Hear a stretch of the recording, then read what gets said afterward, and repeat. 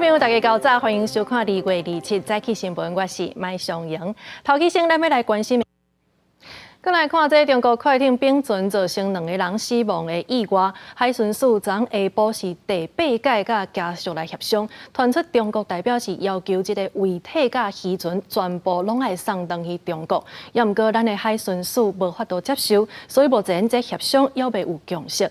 另外，中国是有派出用护卫舰来改装的军舰来到咱的金门甲厦门的水域，这金门渔会是要求这个渔民出海就要注意安全。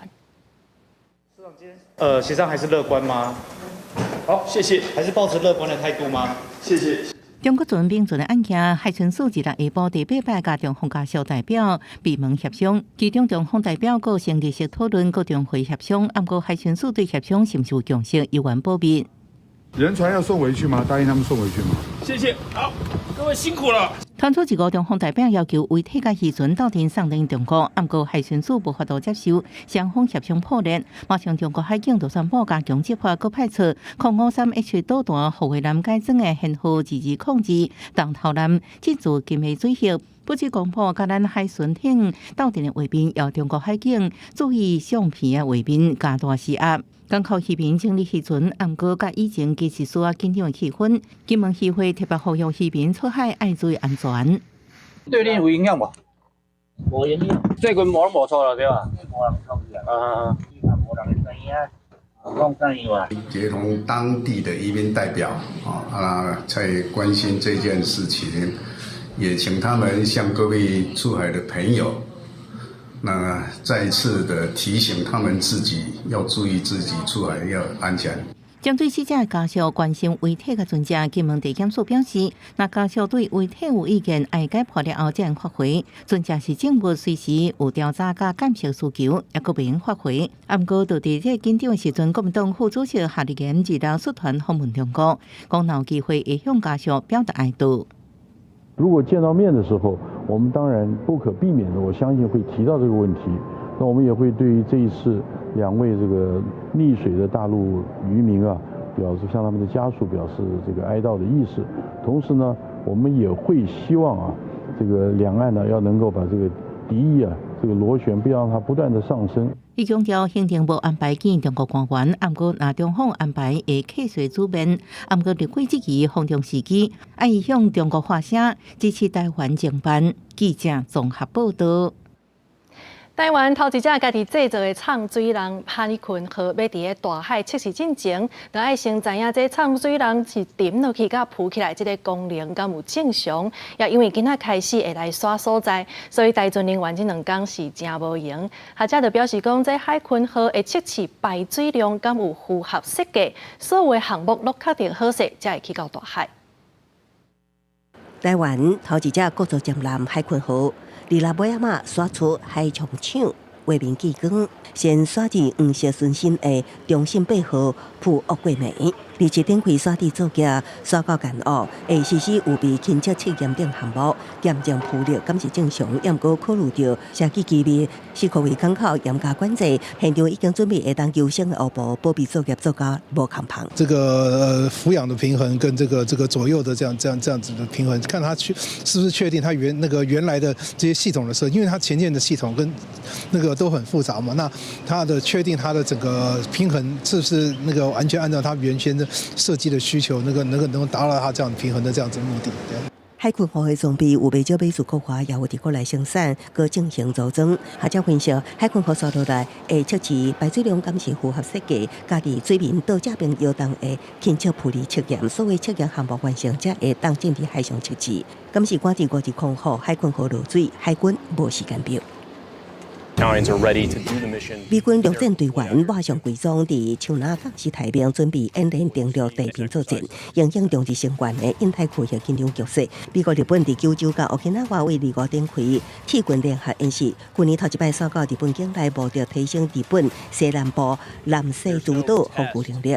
美日出动2000人参加，防解套目标中共。学者分析，美日强化第1岛联合会，台海若爆发冲突，中共一定采取反介入，主动美日。 协防台湾。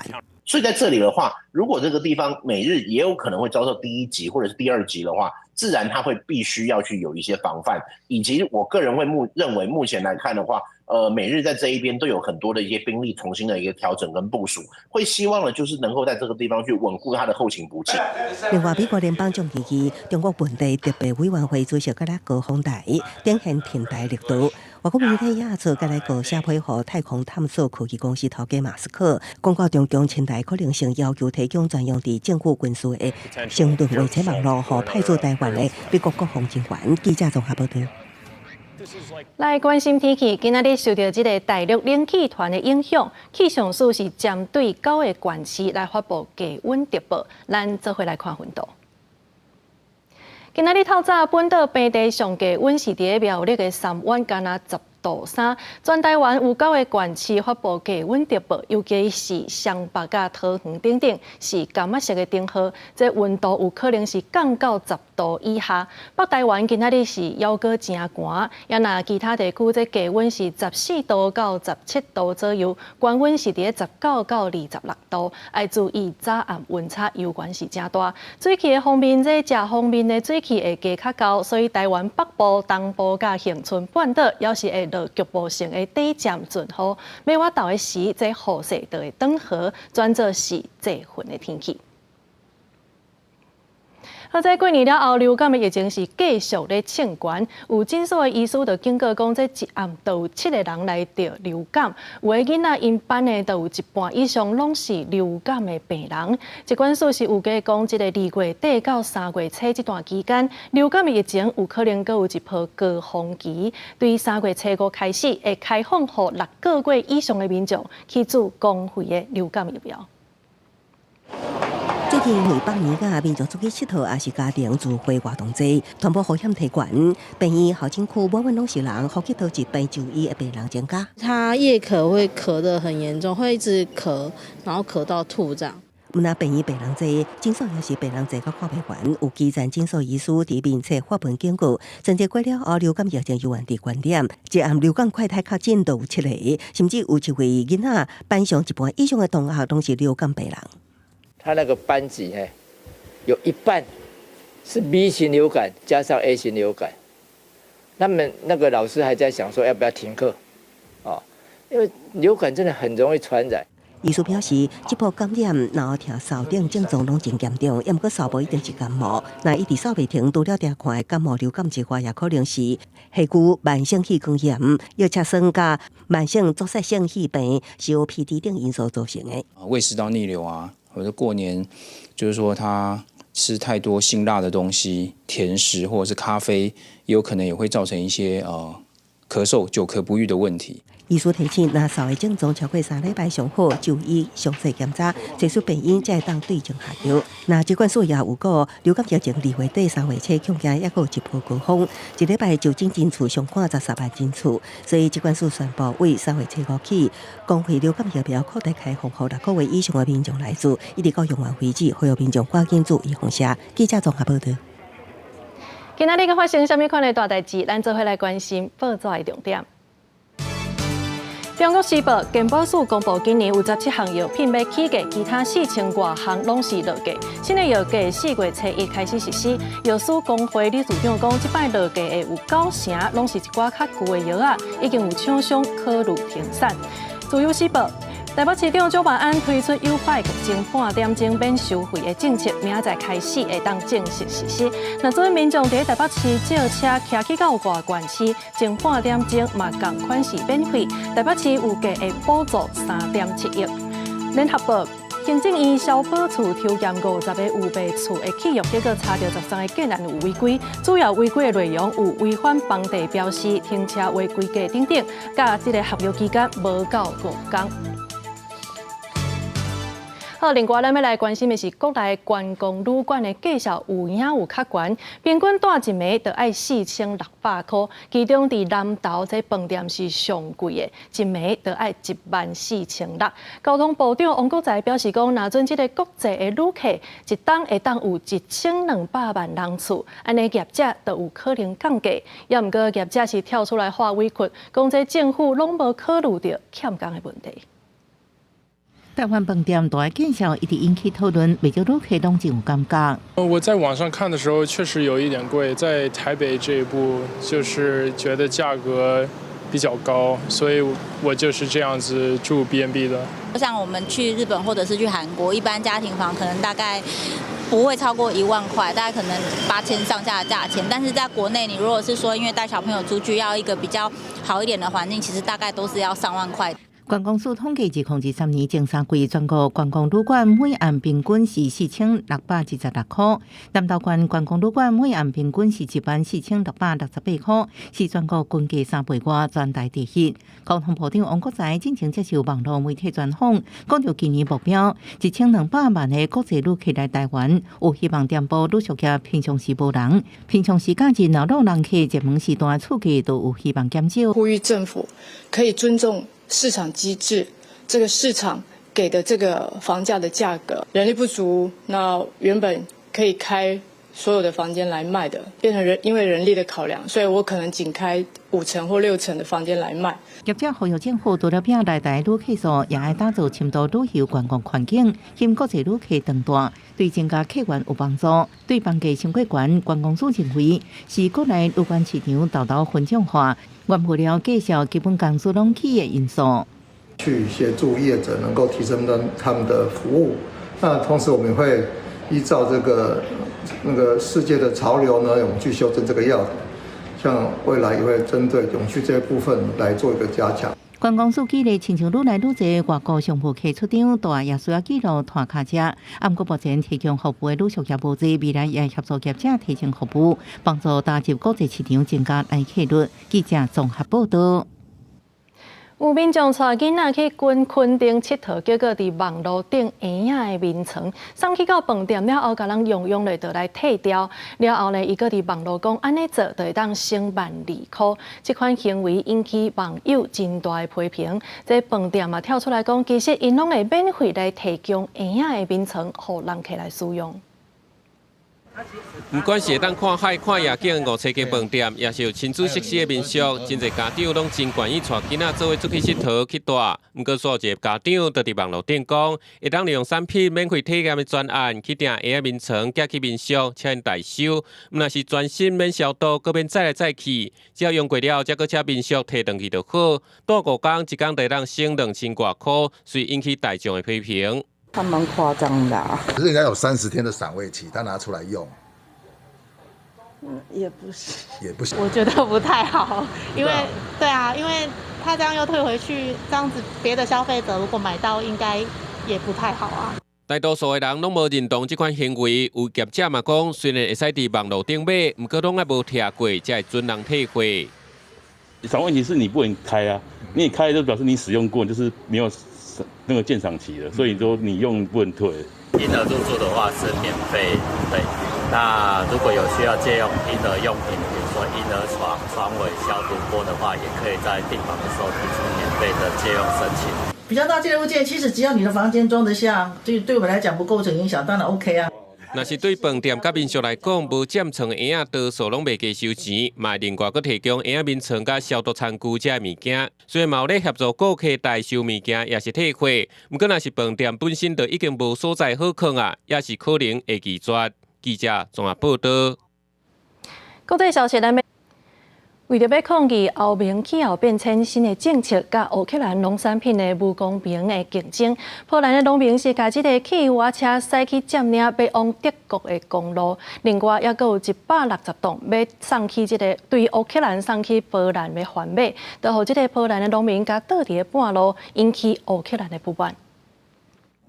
波兰农民出动大约100台的铁瓜车，伫当地时间2号封锁西部甲德国连接的庄仔。西维克以北的 A20公路，表示要为波兰到德国的车辆需要驶到苏比策，佮跨过大桥，才会当进入德国第5大城市法兰克福。这几礼拜以来，欧洲各地农民同齐起来示威，抗议欧盟对于气候变迁的新政策定序复杂，甲来自乌克兰农产品会当免税尽快无公平竞争，使原本收入就真低的欧洲农民利益更较受损。Trudno jest w tej chwili powiedzieć, wszystko zależy od rządzących w Parlamencie Europejskim.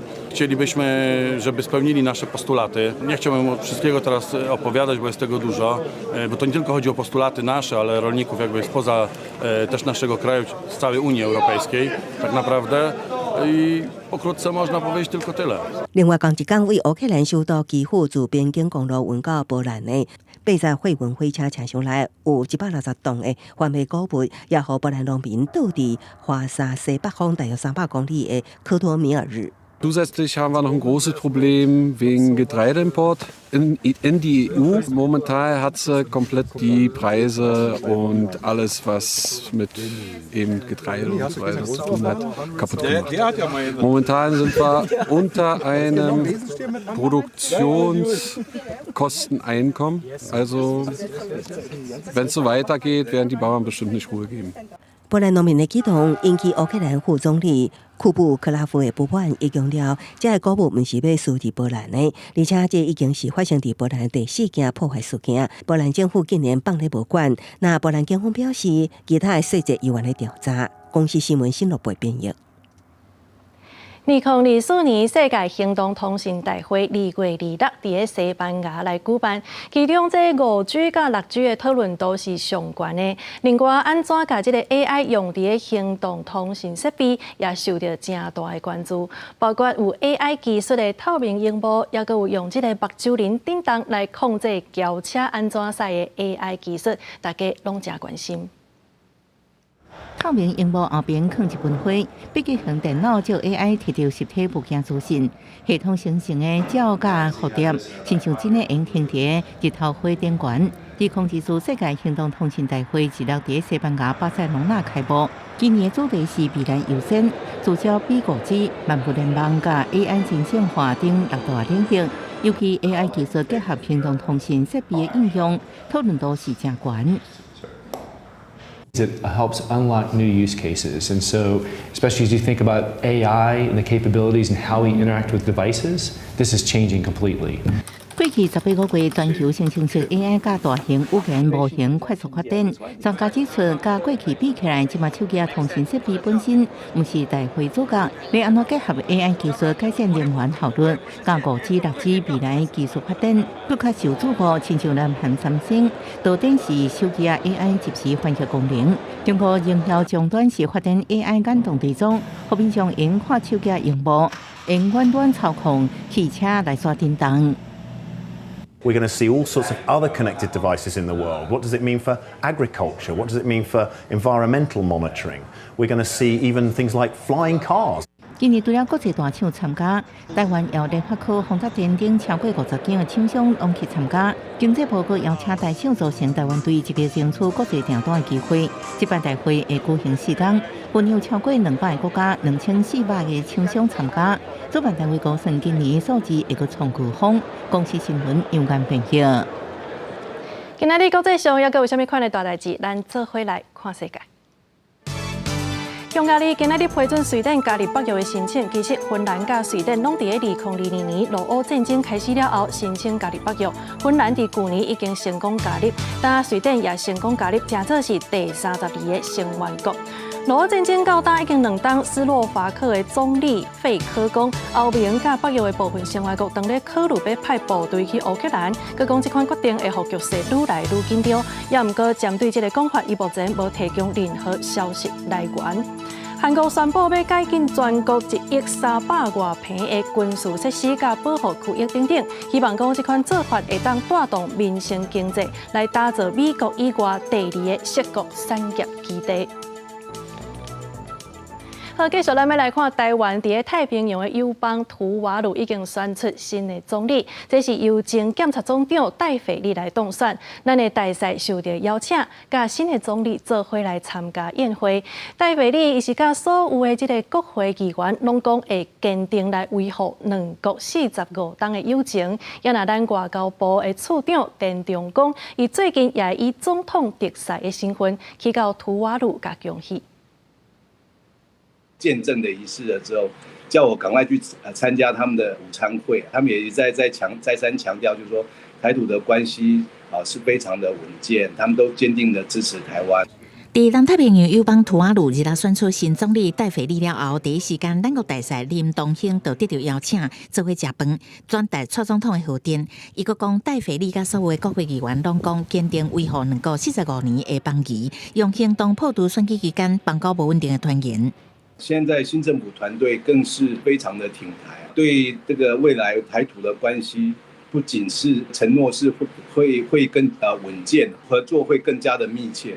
新总理戴斐利创下纪录，得到16个议员支持当选。今年62岁，伊捌是图瓦卢头一任检察总长，尾也阁担任太平洋岛屿发展论坛秘书长，也甲中西太平洋渔业委员会的秘书长。林东兴指出，戴斐利是台湾长期的朋友，无论选前选后，拢表明希望两国未来持续共同推展各种实质的合作。这个检察总长任内，随当时的国会议长到台湾去访问过，跟台湾也有很多的渔业事务的合作，所以说他对我们的立场一向都是非常的友善。他也一再的跟我们保证，台土的邦谊不仅仅是只有稳健而已，而且会更加的深化，而且是永续。外交部处长田中讲，最近会以总统特使身份带团拜访图瓦卢，传达对新政府的祝福甲支持。林东兴表示，南方原来会甲新政府进一步沟通，安怎伫现有的基础深化两国的关系，互友谊会当持续甲永续。记者综合报道。再来关心这个月20日，有一个阿嬷摔落去邦桥车头的月台，当场有一个高中生看到，就随跳落去甲救。代替是表示讲，日后若阵阁发生这款代志，所以建议民众要赶紧来通报，千万唔通直接跳落去救人。另外，代替也要来试办月台的闸门，按算伫今年底就会伫高雄车头来试办。画面内底有几落个民众冲到月台边，表情真紧张，因为有一个阿嬷24早起8点外，伫邦桥路南2A 月台等车，无细意为月台落落铁轨路，一个18岁姓李的同学看火车还未入站，冒险跳落月台，甲阿嬷成功救到铁轨路中的空棚，救到伊宝贵的性命。左右看了一下，火车车头灯是还没进来的，所以我才赶下去。那个阿嬷其实没有什么反应，她可能已经有点。就是有吓到，所以就是瘫坐在那边，让我就是很轻易就可以把他移到安全的地方。他有时候他爸爸也常跟他讲，你在助人以前，你一定要先注意自己的安全。那这也是我们常在做安全教育提醒孩子的。朝最高的这个奖励，应该是会往记大功的方式。不过台铁公司是讲，若做以后民众看到类似的状况，第一个反应应该要通知总务人员，无鼓励民众跳落去救人，因为惊增加风险。列车进站时，司机员预防性刹停，未影响列车行车安全，后续依违反铁路法，函移主管机关交通部铁道局裁处。为了提升旅客单车安全性，台铁嘛伫研究设月台门的可行性，一定年底伫高雄站试办。不过学者认为，台铁列车形式真侪种，月台门必须适用所有车种车门的位，难度真悬。因为不同的车种来说，它的门的位置是不一样的，有活动月台门啊，这个东西就技术上要去克服啦。只是有些国外有这样的一个经验，可以去做调整。当然有机会是好的事情啦。学者嘛建议台铁当地列车进出站的时阵加强广播，提醒乘客注意安全。铁路警察局是呼吁旅客等车的时阵，唔通挖月台伤挖，还有唔通超过黄色警戒线，才袂发生危险。记者综合报道。伫台中有民众翕到歹人开乘大轿车的影片，佮传去抖音顶头，引起大家真大的惊吓。警方调查结果发现，讲是有3个人咧诬爸母，已经违反社违法。另外也有网称是播影片，讲家己的囡仔互生份人抱起来，这经过调查嘛，共款是咧搬戏。这寡剧情已经引起社会紧张。地车擦停伫乌车头前，看起来像发生行车纠纷。一个查甫人也向轿车技术开枪，影片下面标题写着台中异常，查甫人也类似陈柏清规枪射击，伫抖音平台散布。警方顺续摕到3个涉案的查甫人，也找到关系影片，结果是公司的3位同事所翕的后座，枪声也是配音的。系一时好玩，恶作剧之行为，由3人分工拍摄后。加入枪声后置后而成。另外，这段影片是网称带5个月大查某囝设计，突然出现一位生份的查某人伸手要抱查某囡仔，也不也是演出的情景。你为什么要碰他？蛮喜欢小孩的。你想不到，你看你都不说，你不要这样。这位网前讲完了后，强调只是想要提醒家长细儿才会翕影片中现。两个影片虽然成功轻刚讲，也毋过也引起民众惊吓。警方表示，都已经涉及违反社会法。短影音具有简短、散布快以及吸引民众目光的特色。假讯息常会利用这种短影音在各大社群媒体来散布。警方呼吁民众对网络影片爱多查证，未成年更加爱细致。根据日后联名统计，去年度儿少平均每礼拜使用网络达到32.2点钟，时间逐年增加，父母的角色真重要。不是让孩子感受到的是爸爸妈妈就是一味的制止，那让孩子感受到其实爸爸妈妈是愿意慢慢的靠近我们，跟知道我们想要从网络上面去得到什么。日后联名表示，现阶段真歹禁止囡仔使用网络，除了互相沟通，也要了解网络的连命性甲效益，才会当确保使用网络的安全性。记者综合报道。台中的警方伫白雅溪边的路咧巡逻时，因为这条路是真快又高直，所以有真侪改装车会伫遮咧拼车。看到警察，大家就赶紧走了。目前警方是会调监视器来调查现场的车辆，交予交通局来甲开罚单。一听到警察车的声，所有的骑士拢走了。有人甲油门吹真棒，阁有人咧翘高冷，卫士是咧呛声。虽然警方到场了后已经无妨害安宁的状况，不过是有扩大调监视器，锁定5台汽车甲16台机车，要针对改装甲噪音的部分，交予相关单位来开发。涉及改装及噪音车辆，将分别函请监理机关查验，并上传环保局噪音通报网。这条路就伫咧白雅溪的边啊，是直通通又搁宽，附近也无大人，定定会有真侪改装车来遮拼车。警方表示，改装过的车若是有驾车的行为，会当依照违反道路交通管理处罚条例相关罚9万。车体若是有改装卖这单，要求爱重新验车。不过，也是有未少民众认为，改装车噪音的问题是非常困扰。很多，都是改装那个加速器那种的声音了。做差了。如设有不当改装之妨碍安宁之车辆，将依噪音管制法告发处分，处新台币3000元至3万元不等。此外，环保局将针对该区域周段，加强各项噪音车辆管制作为。虽然台中市府伫去年7月有启动专案加强处理，不过民众也是认为成效有限，嘛掠袂离。环保局强调，若是使用无检验合格烟筒管妨害安宁，就会当甲罚。无改善，就看一届罚一届，嘛甲警方合作来加强查缉。记者台中报道。台湾查某伫生产了后有忧郁症的人加起来统计有2成，是比其他的国家要搁较悬。国际上的这个研究是表示讲，平均7个生产了后有忧郁症的女性，这7个当中都有1个可能会行底路。卫福部有提供15岁到30岁免费的咨询方案，后一步按算要来补助这个妈妈。多出事的婴儿是食古水，按过迎接新生命时阵，也要注意妈妈身心状况。因为女性生产了后，真可能因为荷尔蒙的改变，加上保养起灵换旧子啊，生活作息真乱，造成情绪低落、失眠、焦虑，甚至出现产后忧郁症。30%到50%的孕产妇，她会生完之后突然就会觉得，好像已经人生好像进入一个很奇怪的状态。他会压抑很厉害，睡不着觉。医师表示，台湾每年差不多13万个产妇，产后忧郁症发生率差不多是2成。通常女性生产1到2礼拜，才会出现忧郁的情绪。除了生理因素，也可能因为是囡仔教养问题，甲亲人之间起冲突，更加重负面的情绪。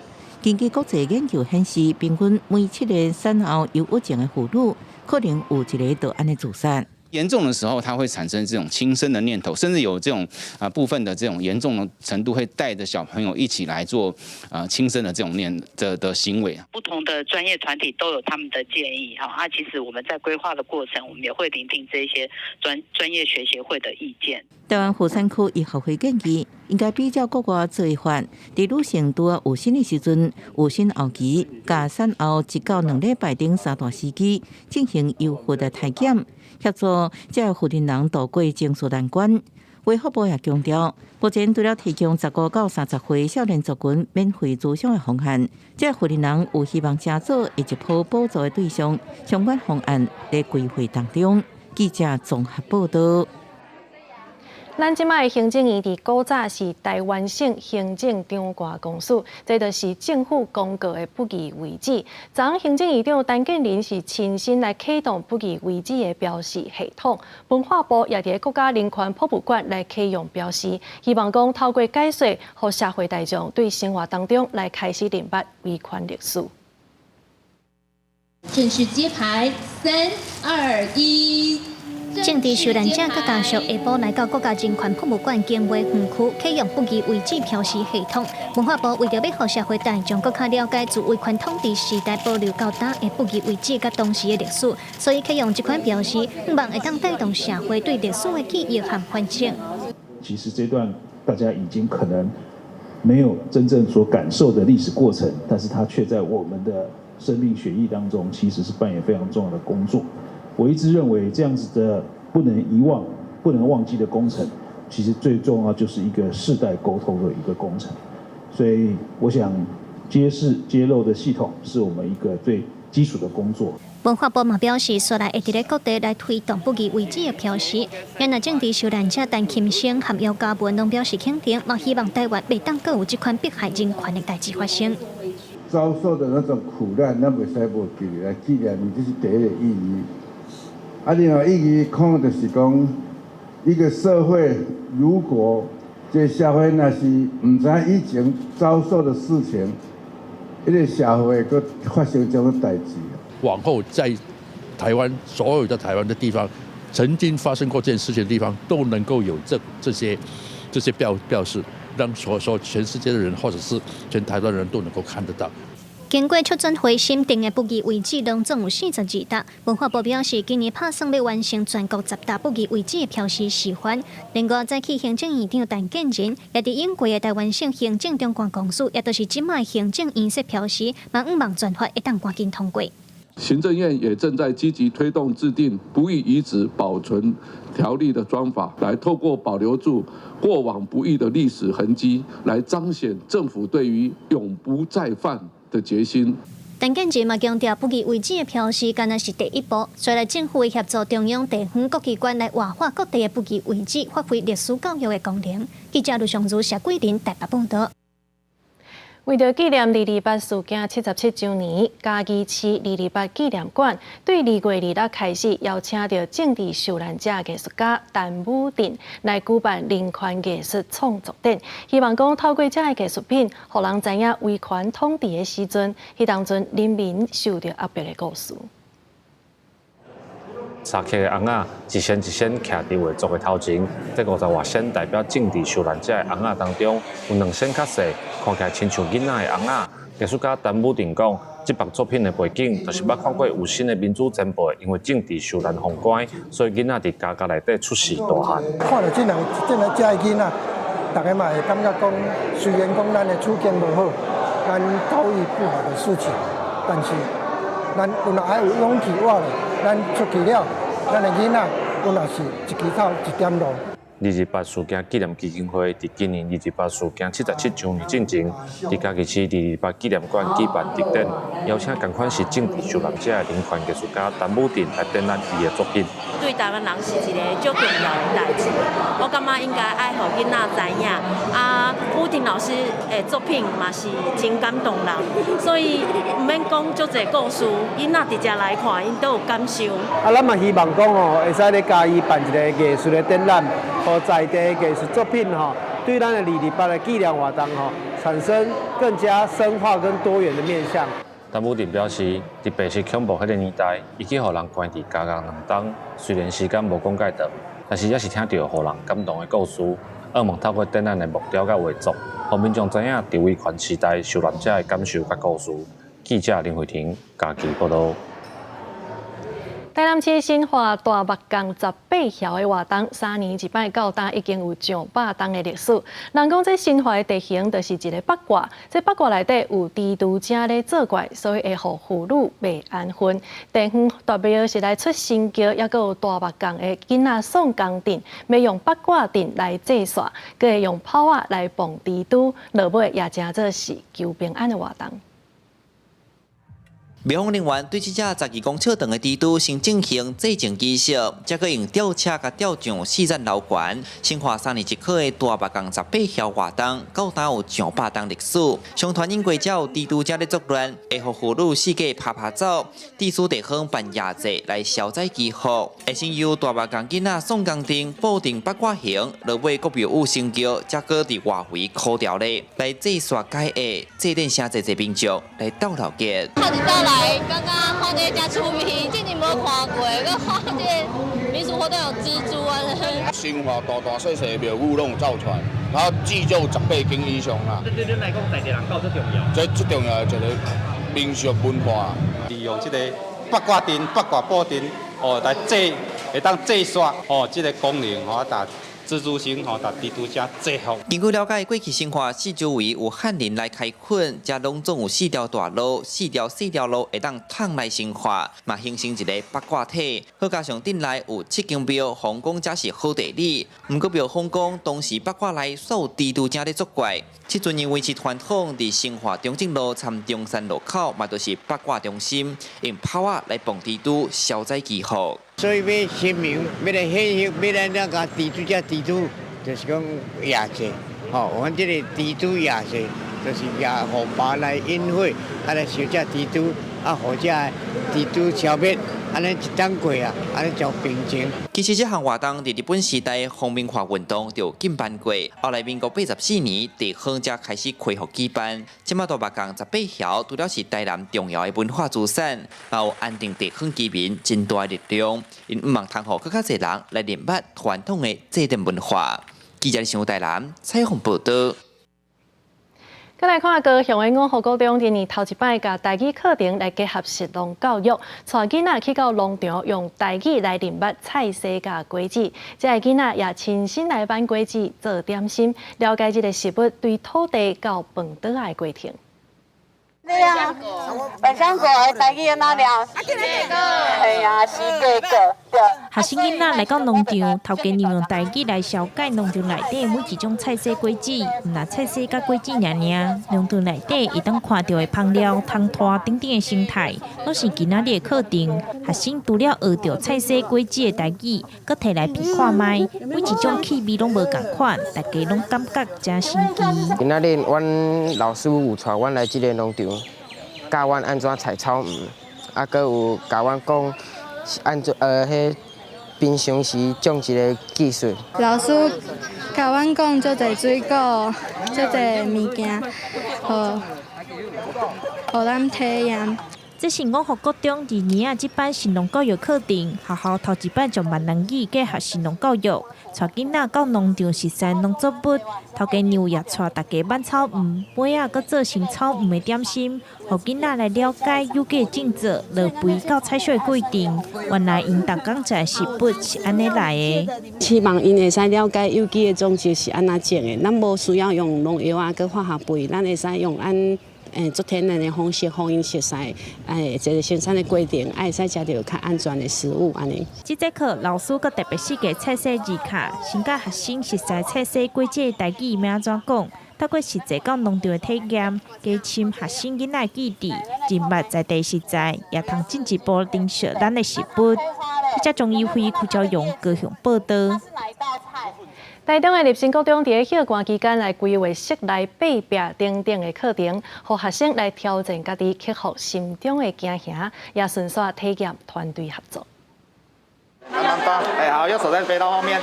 安全装备穿好势，用手甲锁放直，豆豆降落去。未少学生先开始个惊，感觉伤悬，加试几届都无问题啊。体验了3次，然后我觉得一次比一次还好，然后也比较好玩。然后就是想追求刺激感，很恐怖。为什么？站在上面等的时候很恐怖，但下来就还好，蛮有趣的。上到第2另外一关锁仔腿是搁较困难，因为这锁仔腿一杆一杆拢离真远，就要两个人互相斗3工，才有才调爬起哩。我发现它非常滑，可是我想要感觉到它的就是有趣感，因为起来太害怕，我脚在抖。台中的立新国中，伫今年校冠辅导班规划一罐7月课程，要让国中学生有机会挑战家己，了解互相合作的重要性。让学习可以走出教室，更活泼、更多元。透过实验、实作，还有各种挑战，也可以增加学生的信心。唔那刺激的室外活动，辅导班嘛有准备倒仔耍，结合科技甲阅读，让学生有无同的学习体验，学到课本以外知识。记者综合报道。为着培养社会对多元性别的认同感有真侪变数，即马拢改做是性别优先变数。伫个屏东县南边国小咧改造旧变数的时阵，就将这项元素甲放入去。目前已经是县内第一个有性别优先变数的学校。这表面的花草，佮结合人文景致，互囡仔咧用变数的时阵，会当自在袂碍叫。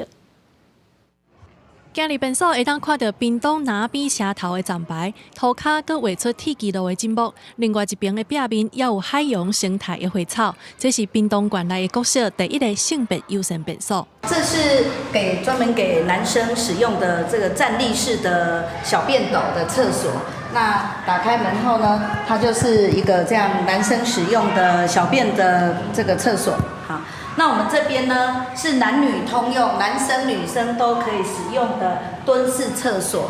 变数的门开起，内底有互查甫放的尿兜仔，加较贴，也有男女通用的马桶，互囡仔变数的时，无论要久、要徛，也是要坐，拢在人介意。另外，也有新式的无障碍变数，方便有需要的学生。以前的是没有无障碍厕所，现在有无障碍厕所，因为有的人不方便。以前的这个厕所它没有门，但还是会有隔板，可是现在的变成说有门就比较安心一点。我们学校这一座性别友善厕所是屏东县第一所性别友善厕所。我们要让小朋友来学校，他要上厕所是非常安心，是非常有意愿的。南边国小变数改善工程，毋但考虑到使用者的需求，佮结合在地人文景致的设计，互性别优先教育对囡仔国小的时就开始定根。记者综合报道。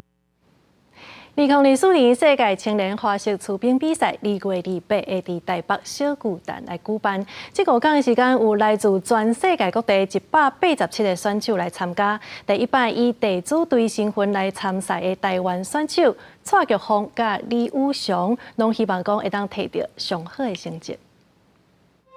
配合音乐，展现柔顺优雅的动作，这么赶紧练习，因为世界青年花式出兵锦标赛就要开始啊！14岁台湾选手蔡玉峰第一遍以地主身份参加比赛，伊是台湾第一位参加冬季青年奥运赛花式出兵选手。这边伫咧长曲加短曲拢有小可做调整。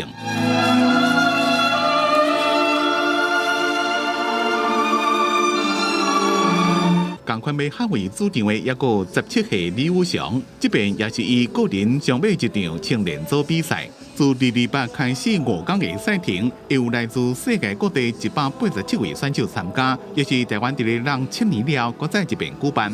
李宇翔心情除了欢喜，也有压力，希望上尾场有好表现。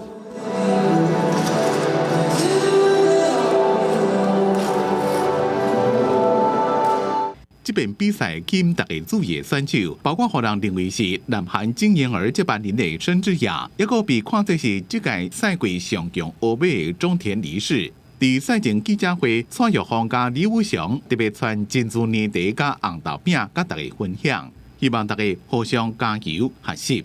记者综合报道。再来看世界电动比赛卡普空杯，伫台湾时间2月22到26，要伫美国加州来举办。来自台湾的选手卡卡米是一路过关斩将，总算拍赢香港的选手，摕到比赛冠军甲100万美金的奖金。I think he's done. That's it. It will be the sun. 就用这部洪水引领拍出最后一击。Ladies and gentlemen, $1 million. 台湾选手卡卡米拍败香港的对手，加在快打旋风力，冠封世界大赛卡普空杯最终冠军。我很感谢台湾的社群还有我的家人，就是很支持我参加这个格斗比赛，所以我今天才有机会拿到这个冠军。他公布奖金有100万的时候，我就知道这个冠军我拿定了。国家正霸气，卡卡米伫咧这届卡普空杯，先伫咧小组赛以第1名晋级16强，最终决赛佫连续拍败墨西哥男排的选手，一个来自香港的 Chris Ong 一直拍到冠军战。伫咧最终总决赛，卡卡米以5拄到败部冠军 Chris Ong， 虽然先和对手3-0结束比赛，但后面伫咧劣势的战局，掌握天赋取得优势，顺利摕到冠军，也是台湾第一人。恭喜他了！我们台湾有很多像他这样子的选手，或者是玩家，还是默默的这样子在撑着。它是一种格斗游戏，靠着摇杆跟按钮跟选手的反应。例如英雄联盟啦，一个队伍是5个人，那这样这种1个人呢更寂寞。本身来讲，这个过程是缓慢的。这几年台湾伫咧格斗游戏项目成绩袂歹，像去年亚运快打旋风5，台湾的选手杨玉林加林立辉就摕到银牌加铜牌。这回卡普空杯冠亚军拢唔是职业选手，靠普通时努力摕到好成绩，互台湾的爱好者欢喜感动。记者综合报道。另外，伫澳洲的悉尼有一间动物园，去年有救到一只真特殊的动物，这就是澳洲的尖燕。伊的喙甲鸭喙兽同款，是一种会生卵的食黏类的动物。这也是这款动物内面上原始的族群。饲养员该心惊，这只叫做米莉的澳洲真燕，食甲甜甜有味。这只全身拢是刺，伊的喙甲鸟仔真同款，亲像刺猬，佮亲像蝴蝶的动物，是一种生活伫澳洲甲新几内亚原始卵生食灵类的动物真燕。去年11月，米莉伫雪地中心商业区附近森林，互人发现，才送来塔隆加动物园。She was just discovered on her own without her mother. She was we estimate her age at about 35 days when she came in, and which at that age she should have still been in mum's pouch. So something's happened to mum, which has made her drop the puggle. 真燕对科学家来讲是一种奇特的食灵类动物，有亲像蝴蝶的刺，若见到全身球做球，只走出刺的部分。各项强有力的5指前骹，真经乌空土盾，有真长的口鼻，无喙齿，食到遐甲白遐。虽然是食灵类，毋过也亲像爬虫类共款生卵，甲地刺共款有肉袋啊，用伫肉袋内底孵卵，也个用摇饲囡仔。另外，也个真长寿，因为伊体温只有32度，是食灵类内底上低，因为体温低关系，新陈代谢较慢，会活到45到50岁。She's actually been staying in a very big tub in my bathroom at home because that's the coolest place in the house. And with all of the very warm temperatures over summer, we didn't want her to overheat. So she's been down there or in my bathroom since November. 因为米莉只有9个月，年岁阁真细汉，无法度知影伊的性别，需要专工来照顾。饲养员表示，差不多每2点钟都要饲一摆，毋过也笑讲，米莉算是一个真好斗阵的室友，毋过动物园安算伫米莉阁较大汉一点啊。差不多今年下半年，阁将野放等大自然。公司新闻江文编辑。今仔日天气如何？天气玻璃仔带大家做回来了解。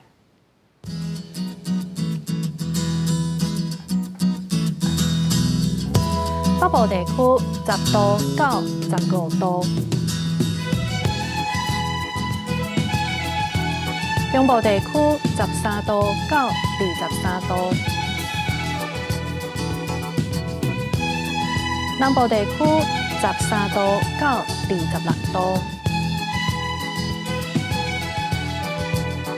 东部地区是13度到23度。